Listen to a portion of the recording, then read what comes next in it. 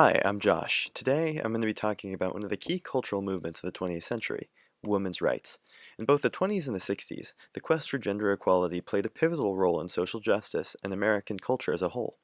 Each decade gave rise to new ideas about the potential of women and broke down the traditional roles of women in society. In this presentation, I'll summarize the significance of each movement and note their similarities and connections. We'll talk about the important ideas and decisions coming out of each era, and I'll explain their objectives and impact on society. Let's start by talking about the social movements that affected women in America. When you think of women in the 20s, you might picture something like this. This is a flapper, the archetypal image of the rebellious liberal party animal of the Roaring Twenties.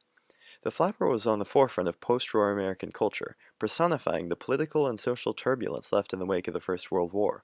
She partied hard, drank harder, and smashed the social and sexual norms of society. This era of American women was all about embracing individuality and independence from house and husband. Women were encouraged to find work wherever they could and to make their own wages.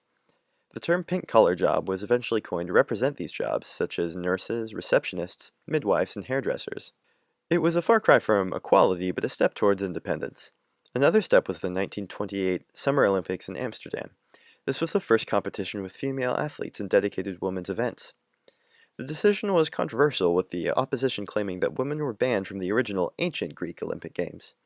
Those voices were quickly silenced, however, with the introduction of Olympic volleyball. Bad jokes aside, the 20s were a pivotal decade for American culture. With the backdrop of the Roaring Twenties, American war pride, and jazz music, the spirit of independent individuality was in the air. From flappers to world-class athletes, American women had set the bar when it comes to social identity. This bar would be raised even further with the social movements of the 1960s.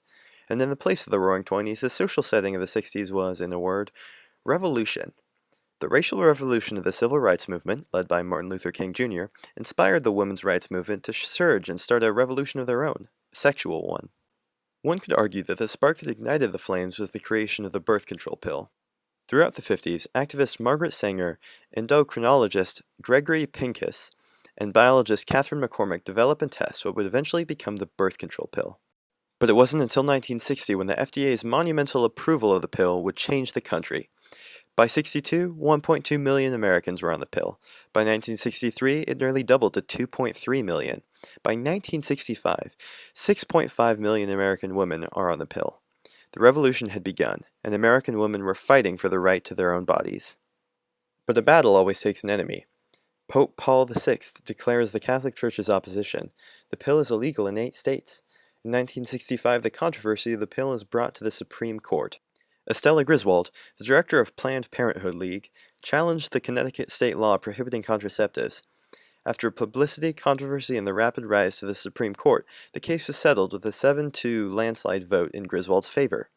The court ruled Connecticut law as denying the constitutional right to privacy and solidified the feminine victory in the sexual revolution. If the women of the 20s earned the right to independence and individuality, the women of the 60s won the battle for their bodies and ultimately, their future. Women across the country were defining themselves in new ways and tipping the scales toward equality and social justice. But while social movements certainly put weight on the scale, it was political victory that ultimately brought long-lasting change. Let's talk about the important political movements of the 20s. First and foremost has to be women's suffrage. For nearly 150 years, men had decided the political future of America. On August 18, 1920, Susan B. Anthony and Elizabeth Stanton drafted the 19th Amendment to the United States Constitution, giving women the right to vote. By the end of the decade, the suffrage movement had won women influence on a local, state, and national level. With an emphasis on social improvement inside and outside the realm of gender, women participated in political committees and gained enough ground to influence policy. Much of this policy affected the feminization of the workforce. With the popularization of pink-collar jobs came a push towards equality in pay, opportunity, and respect. In 1920, the Department of Labor established a Women's Bureau to further represent the feminine voice. But alas, when the Equal Rights Amendment failed, it was obvious that there was still much ground to be covered when it came to equality in the workplace. While much was accomplished in the 20s, much of the political groundwork became scaffolding for the political events of the 60s. There was Title VII of the Civil Rights Act of 1964, which prohibits discrimination based off race, color, religion, gender, or nationality in the workforce. The Equality Pay Act of 1963, which protected against sex-based wage discrimination. The Presidential Executive Order 11246 and later 11375, ordering the end of bias against women from federal government contractors. Furthermore, in 1961, President John F. Kennedy hosted the first National Commission on the Status of Women and issued subsequent reports to further the women's rights movement. Eventually, the National Organization for Women was founded by Betty Friedan and Reverend Polly Murray. It was the final major women's political movement of the 60s, advocating gender equality at home, in the workplace, education, and the justice system. It also supported contraceptives and the rise of the birth control pill. Overall, with new legislation, political movements, and opportunities, the feminist movement of the 60s has fulfilled the ambitions of the women of the 20s and smothered ignorance and oppression for the sake of justice and, well, common sense. From flappers to hippies, these decades embody the American values of individual freedom and cultural identity. These values helped inspire women to change the face of American culture and society forever.